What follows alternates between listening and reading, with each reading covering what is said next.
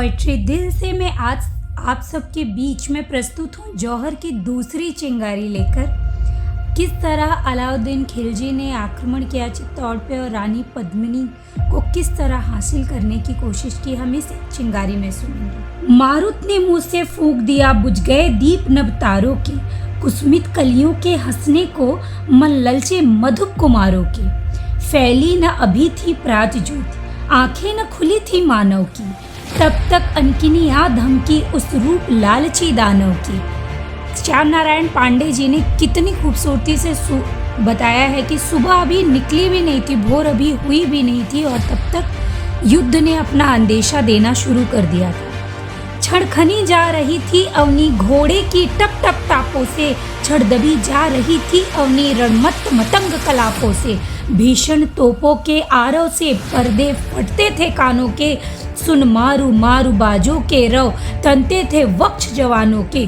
जग कांप रहा था बार बार अरिके निर्दय हथियारों से, थल कांप रहा था बार बार है गज गर्जन हुंकारों से। भूभगी जा रही थी नभ पर भैंसे बैरी तलवारों के, नभ छिपा जा रहा था रज में डर से अरिक्रूर कटारों के। कोलाहल हुंकृत बार बार आया वीरों के कानों में, बापा रावल की तलवारें बंदी रह न सकी मयानों में। घुड़सारों से घोड़े निकले, घुड़सारों से घोड़े निकले, हथसारों से हाथी निकले, प्राणों पर खेल कृपाण लिए गढ़ से सैनिक हाथी निकले। फिर कोलाहल के बीच तुरंत खुल गया किले का सिंह द्वार, हूँ हूँ करके निकल पड़े योद्धा ढाए ले कुंतल कटार। बोले जय हर हर ब्याली की, बोले जय काली कपाली की, बोले जय गढ़ की काली की, बोले जय खप्पर वाली की। पलकों में बलती चिंगारी कर में नंगी करवाल लिए, बैरी सेना पर टूट पड़े हर तांडव के स्वर ताल लिए। भैरव वन में दावा नलसम खगदल बर्बर बाज सदृश्य, अरिकठन व्यू में घुसे वीर मृगराजी में मृगराज सदृश्य। आंखों से आग बरसती थी भौहें तनी कमानों से, सांसों में गति आंधी की थी चितवन थी प्रखर कृपानों से। गज से घोड़े पर कूद पड़ा कोई बर्छे की नोक तान, कटी टूट गई काठी टूटी पड़ गया वही घोड़ा उतान।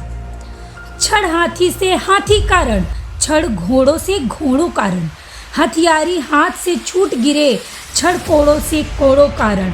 कट कट कर बही कटार बही, खर सोड़िक में तलवार बही, घुस गए कलेजों में खंजर अविराम रक्त की धार बही। सुननाद जुझारू के भैरव थी काँप रही अवनी थर थर, घावों से निर्झर के समान बहता था गरम रुधिर झरझर। खुंखार बेड़ियों के समान भट अरि भेड़ों पर टूट पड़े, अवसर न दिया असी लेने का शत शत विद्युत से छूट पड़े। चुपचाप किसी ने भोंक दिया और आर पार कर गया छुरा, झटके से उसे निकाल लिया और सोड़िक से भर गया छुरा। वैरी सेना ने जान लिया रण में बच सकते प्राण न अब, संगर के बीच खड़ा क्षण भर रहने देगा मेवाड़ न अब। भय से सेनानी भाग निकले, घोड़े भागे हाथी भागे, पैदल सबसे पहले भागे खिलजी के सब साथी भागे। तन में सोड़ित मुख में कालिक, खिलजी हाथी पर चढ़ भागा, चित्तौड़ विरस गढ़ से लड़ मानो दिल्ली का गढ़ भागा। कर कर झंडे का अभिवादन नर नाहर गढ़ की ओर चले, अपने शरीर के घावों पर कर कर आंखों की कोर चले। अंतर में जय उल्लास लिए गढ़ के भीतर आ गए वीर, माला पहनाने को उनको हो रही युवतियाँ थी अधीर। पहली बार जब खिलजी ने आक्रमण किया तो इतने बेहतरीन तरीके से युद्ध हुआ और उन्हें मेवाड़ छोड़कर भागना पड़ा। पथिक भागा दिल्ली बैरी, पर काम पिपासा बनी रही, प्रेम भिखारी था पर उसकी रावल पर भू तनी रही। कभी स्वप्न में हंस पड़ता था, कभी स्वप्न में गाता था, कभी चौंक कर उठ जाता था, रो रो अश्रु बहाता था।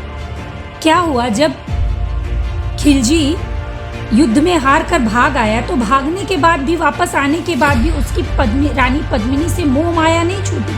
वो उन्हें ही याद करके कभी निंद्रा में हंस पड़ता था, कभी रो पड़ता था। हंसकर बोला पथिक व्रती से, क्या फिर इसके बाद हुआ? अपनी पहली असफलता पर क्या उसको उन्माद हुआ?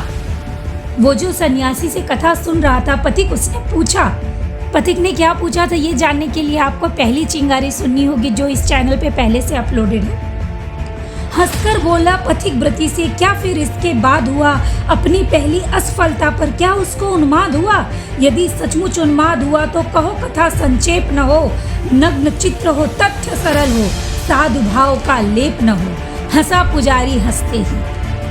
पुजारी हंसते ही उन्मीदी का उन्माद कहा, सुंदरियों की कही कहानी, खिलजी चर संवाद का। जब पथिक ने पूछ लिया सन्यासी से कि अरे इसके बाद क्या हुआ, जब खिलजी हार गया तो क्या उसको अपनी हार पर दुख हुआ, अफसोस हुआ, क्या हुआ आगे की कहानी? तो आगे की कहानी सुनने के लिए आप इंतज़ार कीजिए तीसरी चिंगारी का।